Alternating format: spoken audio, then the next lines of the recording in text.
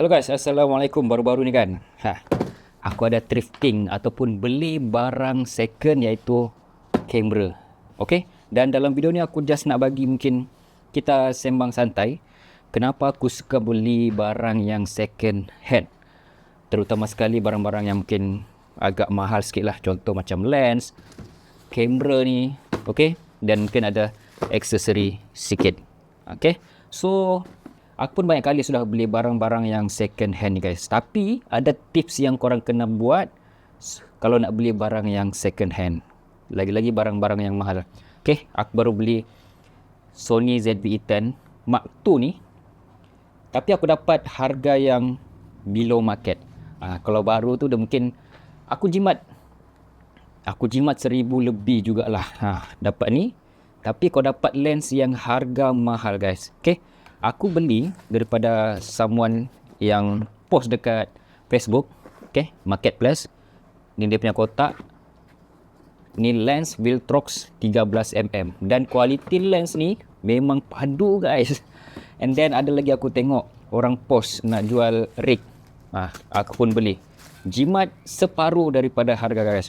Jadi bagi aku thrifting ataupun beli barang second hand ni bukan benda yang salah. Cuma korang kena perlu aware sikit ataupun berhati-hati sikit bila beli. Contoh, yang pertama sekali apa yang korang perlu buat adalah korang kena pastikan yang menjual tu siapa. Kalau dia kedai, pastikan kedai tu valid lah. Ataupun betul-betul dia ada website, memang dia trusted. And kalau orang persendirian, korang lebih baik jumpa COD. Macam kamera dan juga lens ni, aku COD. Kebetulan dia duduk dekat dengan tempat aku terus pergi COD ataupun pergi tengok dulu. Aku pergi 2 kali guys. First tu aku pergi jumpa terus dan deal harga macam mana kan. Bolehlah kalau kau pandai cakap ataupun pandai deal, memang korang akan boleh dapat harga yang murah. Then kali kedua aku pergi baru aku bayar. Then dapatlah kamera ni ZV-E10 Mark II sekali dengan lens Viltrox 13mm 1.4. Memang padu guys kamera ni. Okay. Yang ni aku jimat kedua-dua ni. Aku jimat 1,500. Harga tu mungkin korang boleh, aku tak bagi tahulah harga tu, tapi aku jimat 1,500 daripada aku beli kamera yang baru. Bila korang beli kamera yang baru, korang kena beli aksesori yang baru juga guys. Dan bila beli baru tu memang agak mahal. Tapi kalau korang beli yang pre-love ataupun barang-barang yang second hand macam ni kan, korang dapat lens yang harga separuh, kemudian ada bateri lebih, kemudian ada aksesori yang lain lagi. And then yang ni aku baru beli semalam sampai. Yang ni adalah cash untuk ZV-E10 Mark II ni. Okay. Dan aku dapat harga separuh juga guys. Kalau nak beli baru ni, harga dia 300 lebih. Tapi aku hanya dapat 100 lebih saja. Tengok harga dia 292. Tapi aku dapat harga bawah daripada tu. Dan banyak jimat. So bagi aku kena cari yang trusted, COD. And then kalau korang beli kamera ni, pastikan check lah semua condition dia ni. And then paling penting adalah shutter count. Shutter count tu korang kena ambil gambar dan masukkan gambar yang terakhir ataupun video terakhir. Ada website dia lah, boleh check berapa shutter count. Shutter count ni ibarat korang punya mileage pada kereta lah. Kan kalau kita nak beli kereta tu, kita biasakan check mileage dia berapa.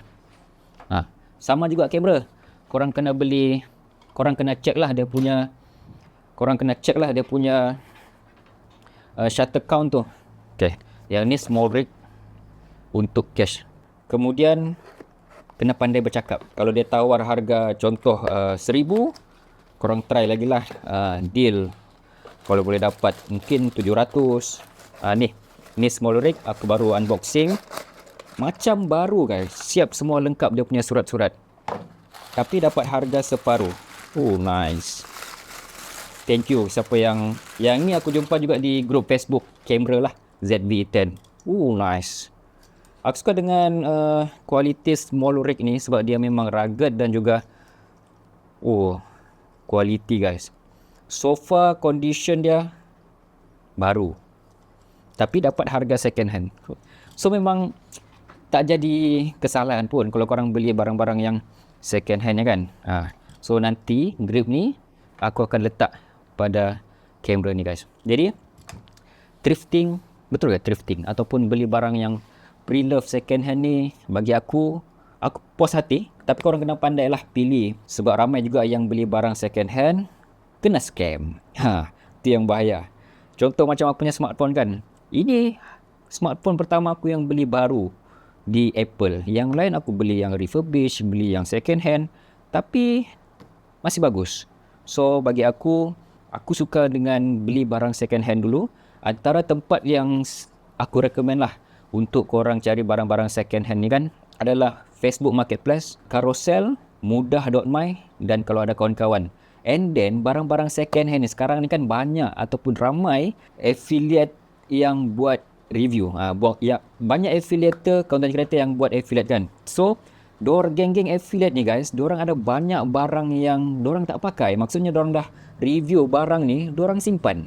Jadi korang follow diorang, sebab diorang ni affiliator ni dia akan ada satu masa diorang akan let go diorang punya item-item yang sudah review.